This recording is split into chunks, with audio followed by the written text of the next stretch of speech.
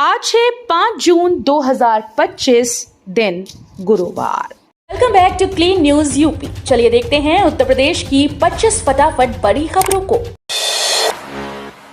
UP के किसानों के लिए खुशखबरी, मिलेगा फ्री बोरिंग योजना का लाभ। कृषकों की सिंचाई समस्या को दूर करने के लिए लघु सिंचाई विभाग ने एक बड़ी योजना की शुरुआत की। वित्तीय वर्ष 2025-26 में जनपद महाराजगंज के 3,700 किसानों को बोरिंग कराने में सरकारी सहायता प्रदान की जाएगी। इसमें 2300 लाभ सामान्य वर्ग के किसानों के लिए आरक्षित हैं, जबकि 1400 अनुसूचित जाति के किसानों के लिए सुनिश्चित किया गया है।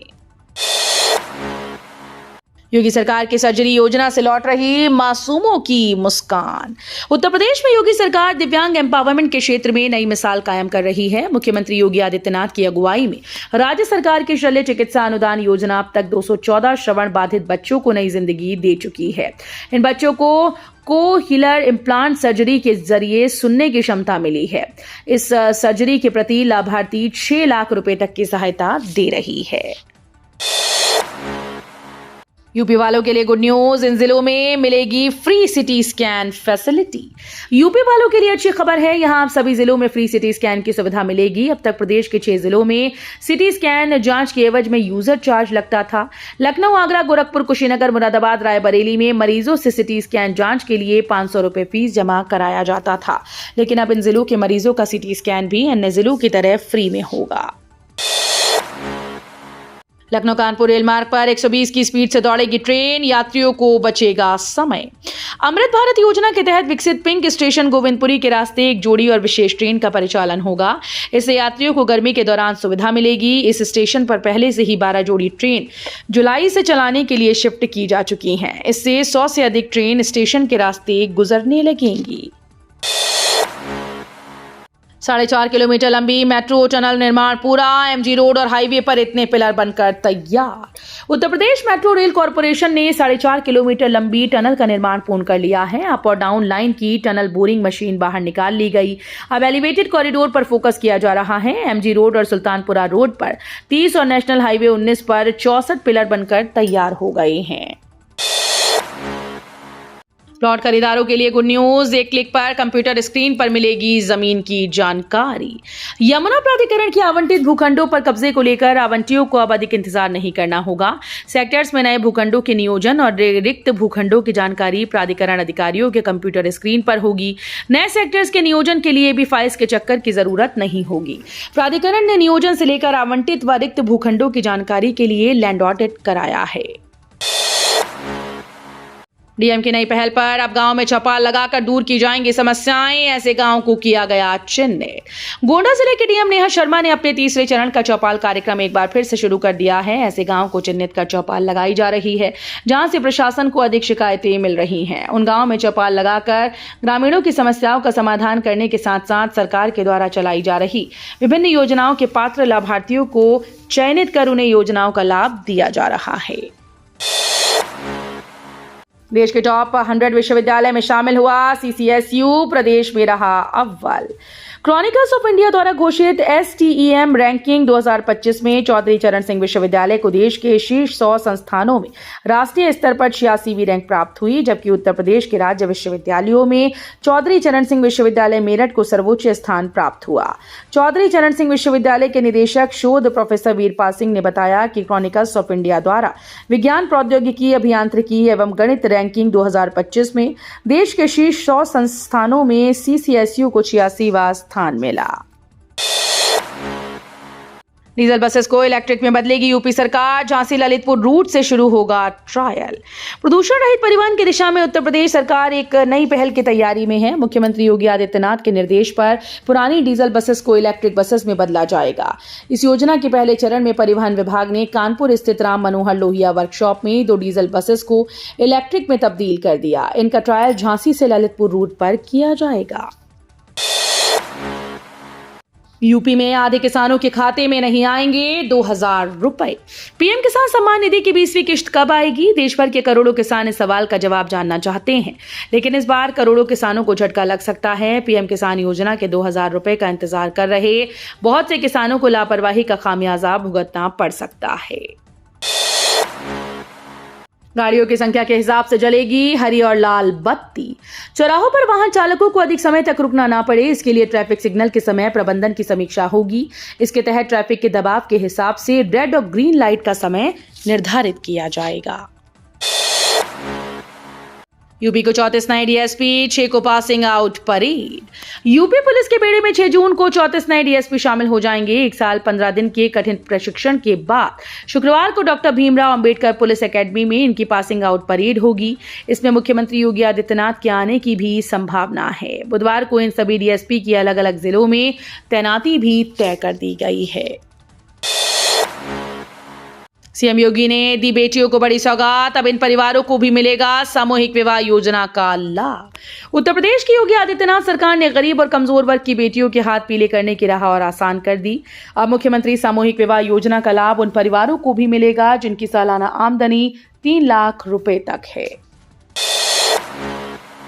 गोरखपुर में चल रही विकास परियोजनाओं की हुई समीक्षा, कमिश्नर का सख्त निर्देश। मंडलायुक्त अनिल ढींगरा ने आयुक्त सभागार में गोरखपुर जनपद की 10 करोड़ रुपए से अधिक लागत की निर्माणाधीन व सौंदर्यीकरण परियोजनाओं की समीक्षा करते हुए कार्यों की प्रगति में तेजी लाने के निर्देश दिए हैं। मंडलायुक्त ने कहा कि सभी निर्माण व सड़कों के चौड़ीकरण कार्यों में आने वाली समस्याओं को संबंधित विभागों से समन्वय बनाकर अतिशीघ्र निस्तारण करके कार्यों को समय से पूर्ण करें। जुर्माना भरने को तैयार संबल सांसद वर्ग, नक्शा पास कराने की पेशकश। 12 जून को होगी अगली सुनवाई। सपा सांसद जियाउर रहमान बर्ग के आवास पर किए गए अवैध निर्माण मामले में नया मोड़ आ गया है।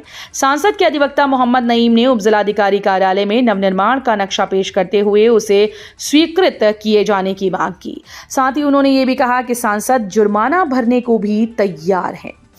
एसडीएम वंदना मिश्रा ने इस मामले में अगली सुनवाई की तिथि 12 जून को निर्धारित की है।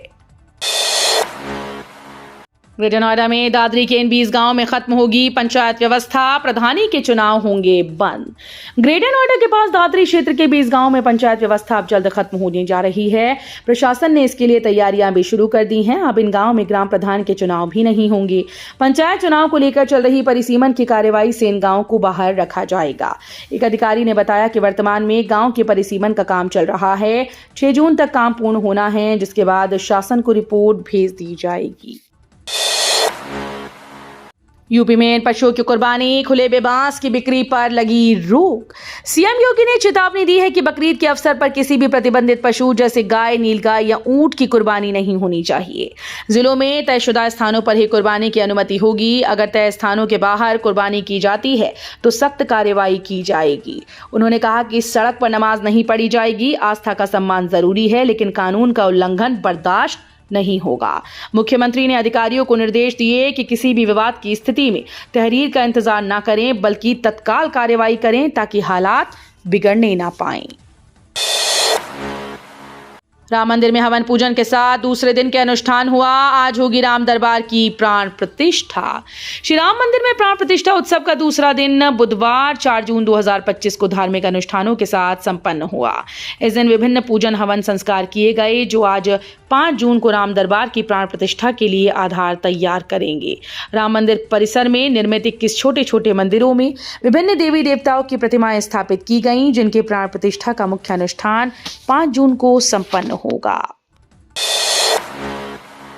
बिजली जाने पर समाधान के लिए बना कंट्रोल रूम बेअसर, बजती जा रही घंटी और नहीं उठता है फोन।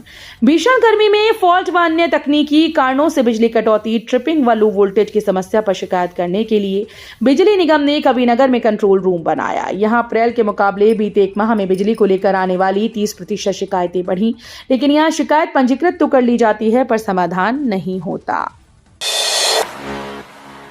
गाजियाबाद के इस इलाके में गरजा जीडीए का बुलडोजर, मिट्टी में दबी अवैध कॉलोनीज।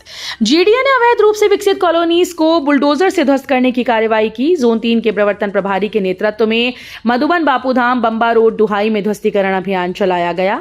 इस क्रम में गाटा संख्या परवेंद्र सिंह की करीब 2000 वर्ग मीटर, खसरा संख्या 919 में वरुण त्यागी की करीब 12000 व योगेश शर्मा की 20000 वर्ग मीटर में अवैध रूप से विकसित की जा रही कॉलोनी में प्लॉट्स की बाउंड्री वॉल, आरसीसी रोड, बिजली के पोल व कनेक्शन, पेयजल पाइपलाइन व नाली आदि को बुलडोजर से ध्वस्त कर दिया गया।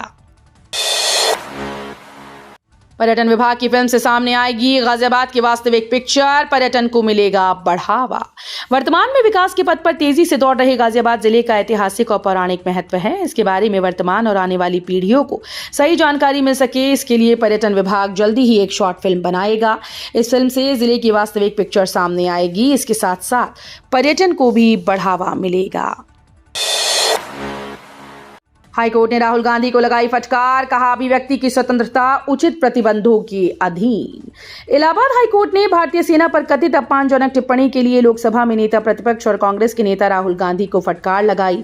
हाईकोर्ट के सिंगल बेंच ने कहा कि संविधान का अनुच्छेद 19(1)(a) भाषण और अभिव्यक्ति की स्वतंत्रता की गारंटी देता है, फिर भी ये उचित प्रतिबंधों के अधीन है। न्यायालय ने आगे कहा कि अनुच्छेद 19(1)(a) उन बयानों पर लागू नहीं होता जो भारतीय सेना के लिए अपमानजनक हैं।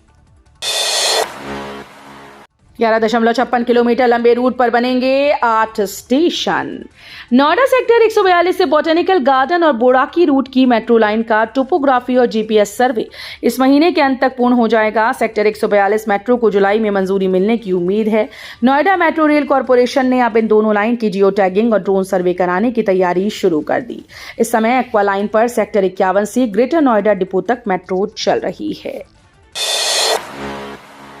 बाहर 11 मौतें, अंदर चल रहा था आरसीबी की जीत का जश्न। बेंगलुरु के चिन्नास्वामी स्टेडियम के बाहर मची भगदड़ में 11 लोगों की मौत हो चुकी है, जबकि कई लोग घायल हुए। स्टेडियम के बाहर फैंस की मौत हो गई, जबकि स्टेडियम के अंदर आरसीबी की जीत का जश्न जारी था, जिस पर सवाल उठने लगे। लोगों का कहना है कि फैंस की मौत के बाद भी जश्न क्यों मनाया गया। इतनी मौतों के बावजूद सीएम सिद्धारमैया और deputy CM DK Shiva Kumar stadium के अंदर चल रहे जश्न में शामिल थे।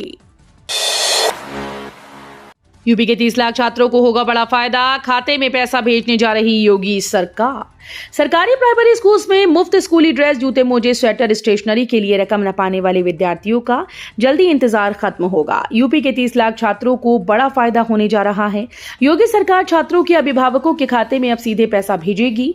अभी तक कुल 1.48 करोड़ में से 1.01 करोड़ विद्यार्थियों के अभिभावकों के बैंक खाते में 1200 रुपए की डीबीटी के माध्यम से धनराशि भेजी गई है।